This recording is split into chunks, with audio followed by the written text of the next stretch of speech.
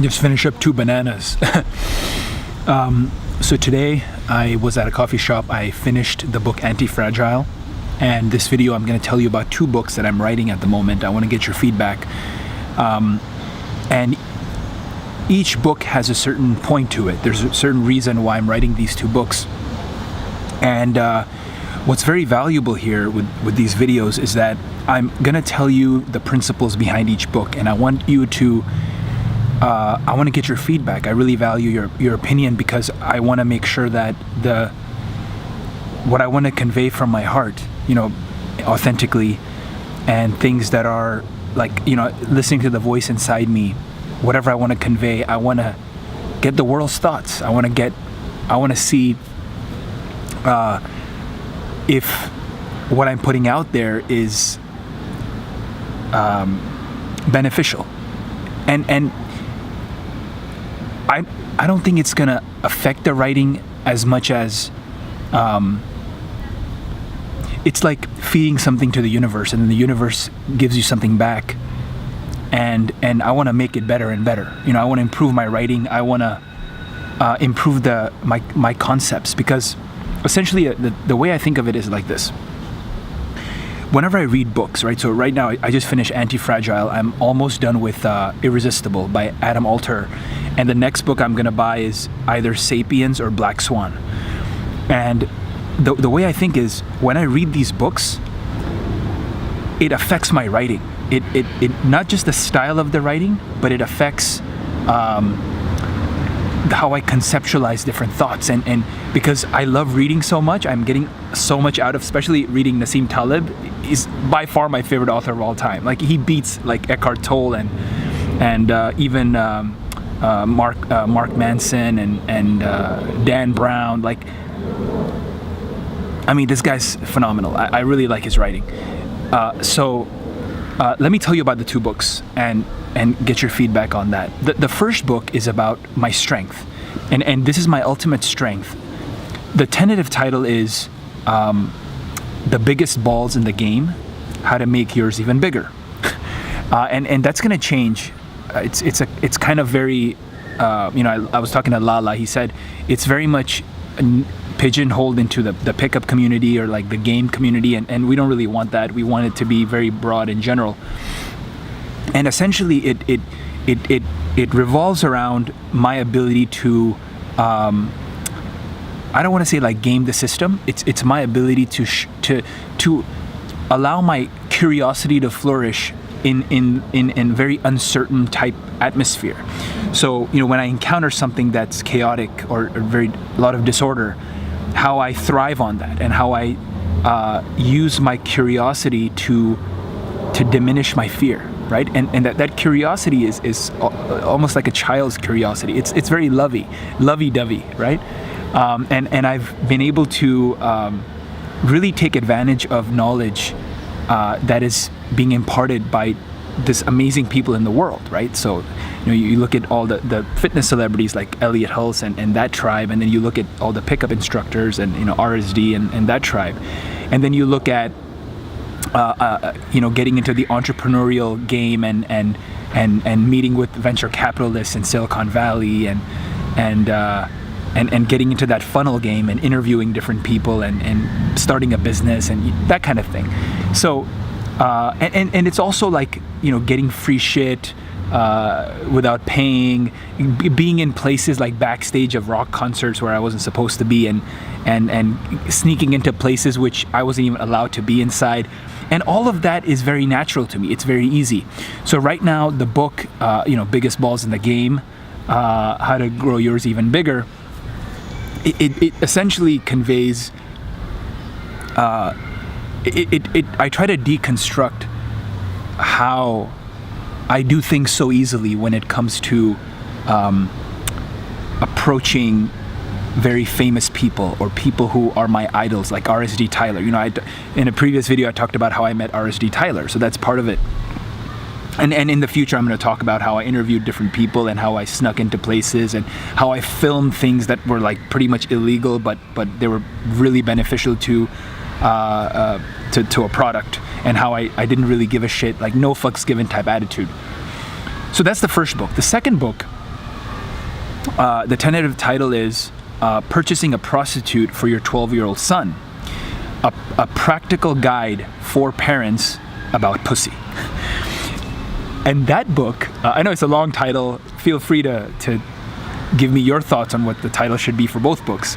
That book is about a weakness. It's about sexual anxiety. It's about how parents should approach their children, especially very young sons, in terms of masculinity and sexual anxiety, and how a dad should teach his son to game, essentially, or let him make mistakes and go out there in the world and play with the mud and make, trial and error, tinker like kids do, and build things that may get destructed or destroyed.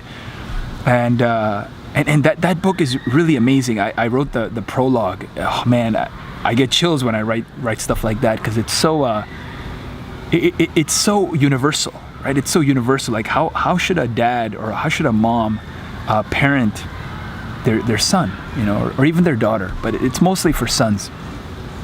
And and I go into my past. I talk about how my mom used to destroy the love letters that girls wrote me. I talk about how very specific sexual anxiety scenarios where I would be with a girl and feel this way, and that still happens. Like I'm still not over that. That's why I call it a weakness. I think this will go on for many years to come. And this is, I'm being very honest with you here, vulnerable here, because I have yet to climb over that threshold of passing the sexual anxiety and passing and becoming comfortable with my sexuality. I'm nowhere close to that yet, but we're gonna get there together. So I talk about that because I feel that later on, 5 years from now, I won't have the same pain points. I won't have the same anxiety and frustration that I have now. So getting that pain out there is important. And I think it's going to be phenomenal, especially for like Muslim parents and immigrant parents and stuff like that. And I'm going to go into a lot of like addiction and social media, and how corporations have these technologies out there like Instagram, and how things are now more and more becoming about looks and the fact that how much looks matter and superficiality, especially with the Instagram game. And I mean, just look at YouTube, right? Like look at my stuff, right? So a lot of comments I read, instead of taking into account what I'm saying and how it can benefit you, people look at my hair. People look at the fact that my beard is now gray. And people, that's the things that are in your, like even right now as I'm talking, your synapses might be processing things like, subconsciously or consciously, they might be processing things like, oh, I don't want to look like this guy because he doesn't have like as much hair as he used to. Well, of course I got a haircut. I mean, wait a couple of months and I'm gonna have that crazy hair again. Or things like, his beard is becoming gray. He was lying before, he was dyeing his beard. Now, it's interesting. Like people, it's a very superficial type of world, and I'm going to talk about these things in the book. How the Instagram and like the Snapchat world and the Tinder world has made people superficial. And 5 years from now, 10 years from now, with virtual reality and augmented reality and all that AI, machine learning, mumbo jumbo, big data, how that's gonna cause even more superficiality in the world. And it's gonna be really interesting how we define masculinity at that time. So that's what I wanted to tell you. These are the two books that I'm writing. Please give me your feedback, your comments. Would love to hear. And something super cool. So I've made a system where my team now, so I have this is like super cool, and I advise any of you who are content people to do this. So I have a Dropbox folder where I'm uploading all my videos, all my audios for podcasts, and all the links will be below. You'll see it, and my blog posts and notes for my team, for different people in my team. So if it's Manveer or Jev or Lala or other people, I'm giving them notes. And so I'm completely away from social media. So what I'm doing is, I've been away from social media for 2 months, and my brain has really taken a different form. Like, I feel much better, and I'm also vegan for 2 months now, so that has a little bit to do with it. Maybe they're all the same universal energy thing, but it's super cool that I am now able to just use Dropbox to put things in there, and then my team does the rest. So when you put comments in YouTube, I want to stay away from the negativity, right? Tim Ferriss did it. Phil Hellmuth. Tim Ferriss Phil Hellmuth is the big poker player, most bracelets, really world famous in the poker world. Tim Ferriss, Phil Hellmuth, and all these other people, they realized this a little bit later in their career, that reading negative comments is just not something worth it. Right? So I want to thank my team, because they're going to be reading your comments, and they're going to be filtering and giving me the summary of what's actually valuable. So if you want to put something of value in the comments, I'm probably going to read it and answer your question. There's a Word document where I answer all the questions now. But if you put some trolly stuff, I'm never going to look at it. So thank God, right? So you will be able to hurt the feelings of the few people that read my comments. So you're going to hurt their feelings. So you are going to have some influence in the world in a negative way, which is probably what you want. So I'm just letting you know that. But if you want me to read stuff, make it positive, make it valuable, and make it something very insightful for the world. And I'll read it. Yeah, very excited, very excited. Like, there's going to be so much content coming. I've already written 7 blog posts, 5 podcast episodes, and 3 of these videos now. This is the 3rd one.